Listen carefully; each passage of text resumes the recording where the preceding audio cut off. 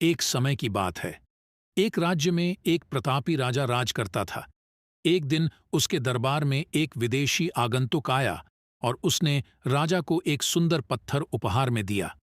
राजा वह पत्थर देख बहुत प्रसन्न हुआ। उसने उस पत्थर से भगवान विष्णु की प्रतिमा का निर्माण कर उसे राज्य के मंदिर में स्थापित करने का निर्णय लिया और प्रतिमा निर्माण का कार्य राज्य के महामंत्री को सौंप दिया।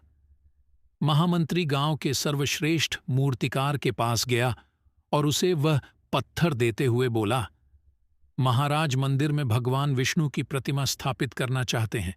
7 दिवस के भीतर इस पत्थर से भगवान विष्णु की प्रतिमा तैयार कर राजमहल पहुंचा देना। इसके लिए तुम्हें 50 स्वर्ण मुद्राएं दी जाएंगी।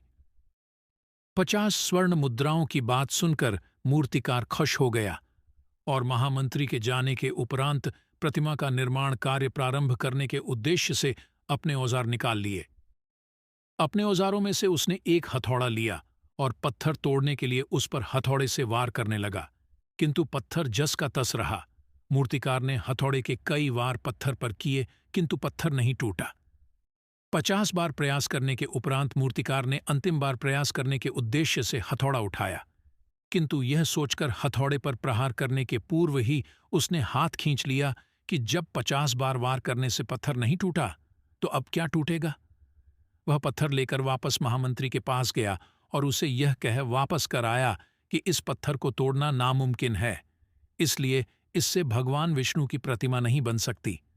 महामंत्री को राजा का आदेश हर स्थिति में पूर्ण करना था, इसलिए उसने भगवान विष्णु की प्रतिमा निर्मित करने का कार्य गांव के एक साधारण से मूर्तिकार को सौंप दिया। पत्थर लेकर मूर्तिकार ने महामंत्री के सामने ही उस पर हथौड़े से प्रहार किया और वह पत्थर एक बार में ही टूट गया।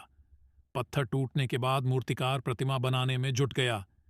इधर महामंत्री सोचने लगा कि काश पहले मूर्तिकार ने एक अंतिम प्रयास और किया होता तो सफल हो गया होता और 50 स्वर्ण मुद्राओं का हकदार बनता। सीख मित्रों, हम भी अपने जीवन में ऐसी परिस्थितियों से दो चार होते रहते हैं। कई बार किसी कार्य को करने के पूर्व या किसी समस्या के सामने आने पर उसका निराकरण करने के पूर्व ही हमारा आत्मविश्वास डगमगा जाता है और हम प्रयास किए बिना ही हार मान लेते हैं। कई बार हम 1-2 प्रयास में असफलता मिलने पर आगे प्रयास करना छोड़ देते हैं, जबकि हो सकता है कि कुछ प्रयास और करने पर कार्य पूर्ण हो जाता या समस्या का समाधान हो जाता। यदि जीवन में सफलता प्राप्त करनी है तो बार बार असफल होने पर भी तब तक प्रयास करना नहीं छोड़ना चाहिए जब तक सफलता नहीं मिल जाती। क्या पता जिस प्रयास को करने के पूर्व हम हाथ खींच ले वही हमारा अंतिम प्रयास हो और उसमें हमें कामयाबी प्राप्त हो जाए।